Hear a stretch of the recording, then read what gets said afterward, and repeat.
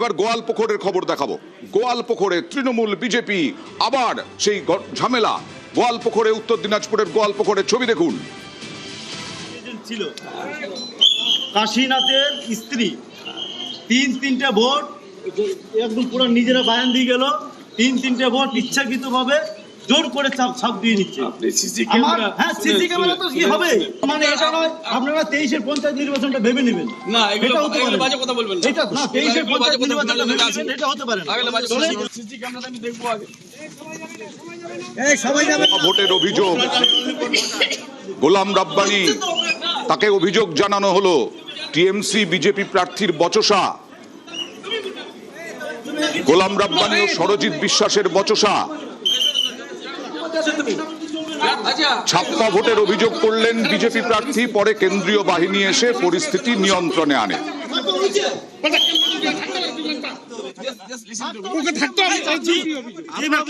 যেভাবে এখানটা 205 নম্বর বুথে জোর করে ভোট দেওয়া হলো, টিএমসি জোর করে ভোট নিয়েছে। এইখানটা সিসি ক্যামেরার যে আছে সেটা তদন্ত করে নিরপেক্ষভাবে, এটা মানুষ যাতে নিরপেক্ষভাবে এই বুথের ভোট হয়, পুনরায় আমি এটার চাচ্ছি, ডিপোলিং চাচ্ছি। বিজেপি 5 to 10% ভোট পাবে না এখানে। এই একটা বুথ আছে, এখানেও আমি লিড করব।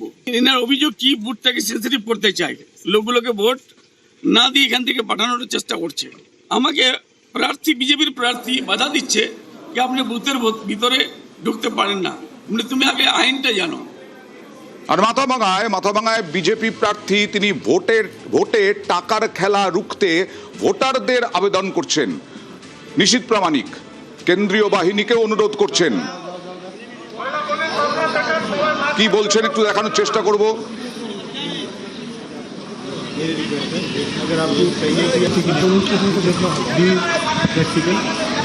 বিজেপির বিরুদ্ধে টাকা দিয়ে ভোট কেনার অভিযোগ, বিজেপির বিরুদ্ধে কি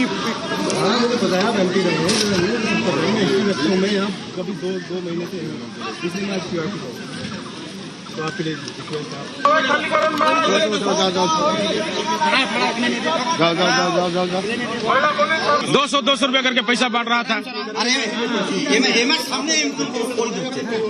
কোচবিহারের ভোটে টাকার খেলা রুখতে ভোটারদের আর্জি প্রার্থীর। কথা বলবো প্রতিনিধি অর্ণবের সঙ্গে। অর্ণব, এই যে 200 টাকায় ভোট বিক্রি না করার আবেদন, কারা করছে ভোট বিক্রি, কাদের বিরুদ্ধে অভিযোগ, কারা আবেদন করছেন ভোটারদের কাছে? দেখো, ভোটে এই ধরনের ছবি দেখা যায় না, যেখানে প্রার্থী ভোটের লাইনে যারা ভোটার রয়েছেন তাদের কাছে করজোড়ে তিনি প্রার্থনা করছেন, আবেদন করছেন যে 200 টাকা বিক্রি হবেন না, এবং নির্দিষ্টভাবে যিনি তৃণমূল কংগ্রেসের মাথাভাঙার প্রার্থী ডক্টর সাবলু বর্মন, তিনি এই অভিযোগ করছেন। তার অভিযোগের বিজেপির দিকে এবং বিজেপি প্রার্থী কুচবিহার টি এস্টেটের মধ্যে যে দুটি বুথ রয়েছে 47 এবং 48 নম্বর, সেখানে তিনি দাঁড়িয়ে থেকে ভোট করাচ্ছেন এবং অর্থ এবং অন্যান্য বিভিন্ন সামগ্রী দিয়ে এই ভোট করাচ্ছেন বলে তার অভিযোগ। এবং সেই অভিযোগের প্রেক্ষিতে যদিও বিজেপি পাল্টা উত্তর দিয়েছে, বিজেপির পক্ষ থেকে প্রার্থী নিশীথ প্রামাণিক তিনি ঘটনাস্থলে ছিলেন এবং একটা সময় এরকম কি কোনো তথ্য তুলে ধরতে পেরেছেন তৃণমূল প্রার্থী যে বিজেপি প্রার্থী 200 টাকা করে দিয়ে ভোট কিনছেন? দেখো, কোনো তথ্য প্রমাণ তিনি দেখাতে পারেননি, তবে হ্যাঁ, তিনি অভিযোগ করেছেন সরাসরি এবং তিনি কমিশনের, আমাদের ক্যামেরার সামনে, কমিশনের প্রতিনিধির সামনে একই অভিযোগ তিনি করেছেন। কিন্তু লিখিত অভিযোগ করা বা কমিশনের কাছে নির্দিষ্টভাবে অভিযোগ জানানোর মতো কোনো পদক্ষেপ করেছেন বলে এখনো জানা নাই। কিন্তু প্রার্থী তিনি এই অভিযোগ করেছেন, যেখানে অভিযোগ করছেন সেই স্পটে এই সময়তে বিজেপি প্রার্থী সেখানে দাঁড়িয়ে। আর যদিও বিজেপি এই অভিযোগ করেছে এবং দেখা যাক তৃণমূল কি অভিযোগ করছেন এবং বিজেপি প্রার্থী কি বলছেন। এখানে দেখুন 4 ঘন্টা ধরে বসে বসে টাকা বিলোচ্ছে নিশীথ প্রামাণিক বিজেপি প্রার্থী, অথচ নির্বাচন কমিশনের লোকজন এখানে এসে ঠুটু জগন্নাথ হয়ে বসে আছেন। কমিশনকে জানাননি? কমিশনকে জানিয়েছি, সমস্ত করেছি। এই যে দেখুন কমিশনের লোকজনের অবস্থা, ওরা ঘুরে ফিরে তৃণমূলকেই অ্যাটাক করে, ঘুরে ফিরে তৃণমূলের লোকজনকে অ্যারেস্ট করছে, অথচ বিজেপি এরকম এমসিসি ভায়োলেশন করছে। বিজেপির নিশীথ প্রামাণিক ক্যান্ডিডেট তিনি নিজেই এমসিসি ভায়োলেশন করছেন, অথচ নির্বাচন কমিশনের লোকেরা ঠুটু জগন্নাথ হয়ে বসে আছে। দাদা, তৃণমূল প্রার্থী এখানে এসে এমসিসি আপনি ভাঙছেন, এই অভিযোগ করছে, আপনি 4 ঘন্টা ধরে দুটো বুথে কনসেন্ট্রেট করে সেখানে জনে জনে প্রত্যেককে যে ভোট দিতে আসছে এক একজন। দেখুন, আমি 4 ঘন্টা কেন, আমি পুরো সারাদিন আমি একটা বুথে থাকতে পারি, এটা আমার রাইটস আছে। এবং এই বুথটাতে প্রত্যেক বছর প্ল্যানিং করে এখানকার কিছু মহিলাকে তাদেরকে কনভিন্স করে, কিছু এখানকার সাধারণ মানুষকে কনভিন্স করে প্রত্যেকবার এই বুথটাতে ভারতীয় জনতা পার্টিকে হারানোর চেষ্টা হয়। মনে রাখবেন, আমি বলে দিয়েছি পুলিশকে, যতক্ষণ এতে স্লোগানিং চলবে ততক্ষণ যাব না। স্লোগানিং স্টপ হবে, আমি আরামসে সামন দিয়ে বুক উঁচু করে যাব। তারপরেও যদি কেউ পেছন থেকে একটা স্লোগানিং হয়, আবার ঘুরে আসবো। দাদা, আপনার বিরুদ্ধে টাকা বিলির একটা অভিযোগ তুলছে ওরা। আপনার বিরুদ্ধে অভিযোগ আছে?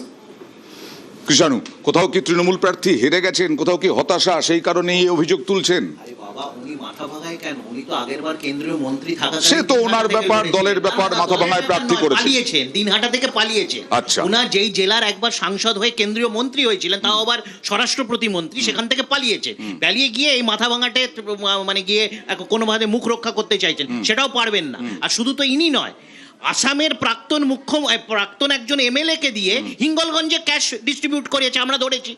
তো সুতরাং এই যে টাকা বিলি, মানুষকে প্রভাবিত করা, কেন্দ্রীয় বাহিনী, ইলেকশন কমিশনকে পকেটস্থ করে মানুষ প্রতিরোধ গড়ে তুলেছে, এটা সারা বাংলা জুড়ে চিত্র। মানুষ দাঁড়িয়েছে আজকে। যাদের প্রভাব আছে তারা কেন্দ্রীয় বাহিনীকে প্রভাবিত করছে, টাকা দিয়ে টাকার খেলা খেলাচ্ছে। যাদের প্রভাব নেই তাদের পক্ষে সম্ভব হচ্ছে না। দুটো ঘটনা, কিষাণু একটা হিঙ্গলগঞ্জের ঘটনা বলেছে, ওটা আমার হোম কনস্টিটিউয়েন্সি। হিঙ্গলগঞ্জে একটা, আপনি জানেন এই সময় হরিনাম সংকীর্তনের সব অনুষ্ঠান হয় বিভিন্ন জায়গায়, বিভিন্ন মন্দিরে, বিভিন্ন জায়গায়।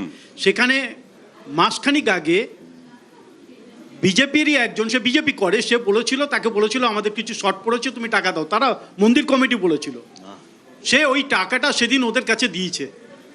তাকে ঘিরে ধরে কেন টাকা দিয়েছেন তাই নিয়ে হচ্ছে। এই পুজোর সময়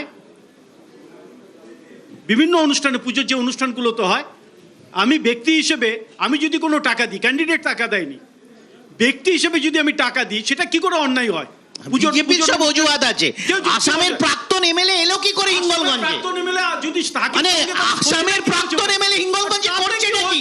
সে তো আসামের ভোটার, সে এখানে তাকে আনতে হয়েছে কেন? হিঙ্গলগঞ্জে এমন কোন নিয়ম আছে? এরকম তো তুমি টিভিতে বসে আছো, হিঙ্গলগঞ্জে আসামের ভোটার এখানে আসতে পারবে না? এরকম কোন নিয়ম আছে নাকি? আসতে পারবে না। তার মানে বিজেপির এই তো সফলতা কি করে বসে আছে? তার মানে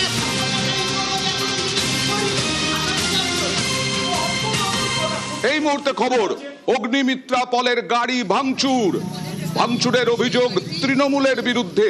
অগ্নিমিত্রা পলের গাড়ি ভাঙচুর, পরিষ্কার দেখা যাচ্ছে বিজেপি প্রার্থীর গাড়িতে ইট ছোড়ার অভিযোগ।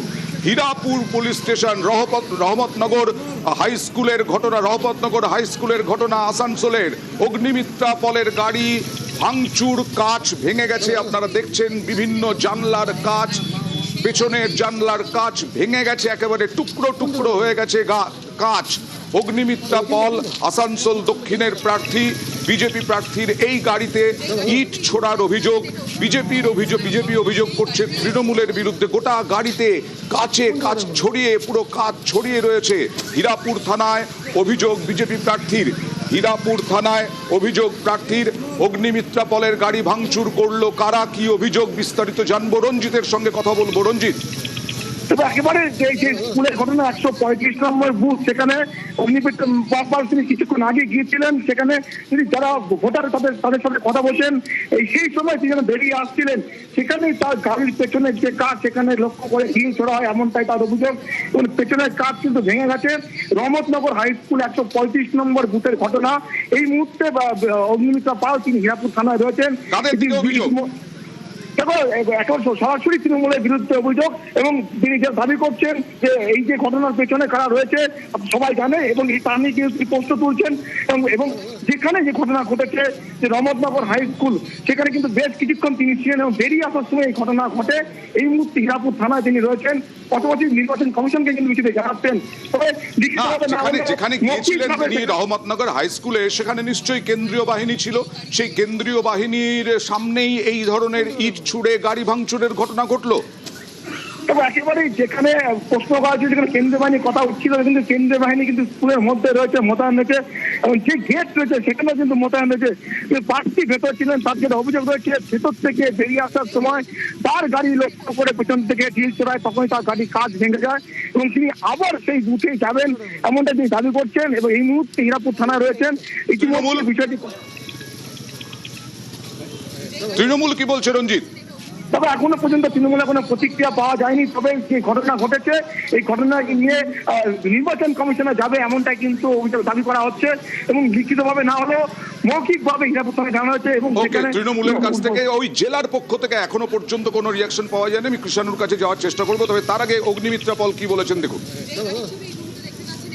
রামাদাগরের হাই স্কুল থেকে যেই বেরোলাম গাড়িতে উঠে, এই লাস্ট যে বুথটা জাস্ট যখন বেরিয়েছি তারপরেই পিছন দিকে একটা বড় ডালা মেরে পুরো কাঁচটাকে ফাটিয়ে দিল। বুথ पर भी छोटे छोटे আগেও একটা এসেছিল, আমরা তো বুঝতে পারলাম না, ও বললো যে একটা কিছু করেছে, এই যে দাগ হয়ে গেল এখানে। पिछले बार भी 2021 में भी जब गए थे उधर दूसरा और एक बूथ में, तब भी मेरे ऊपर पेंटिंग कर रहा था। हाँ गाइते ছিলাম তো। রানিং অবস্থায় করলো? হ্যাঁ রানিং অবস্থায়।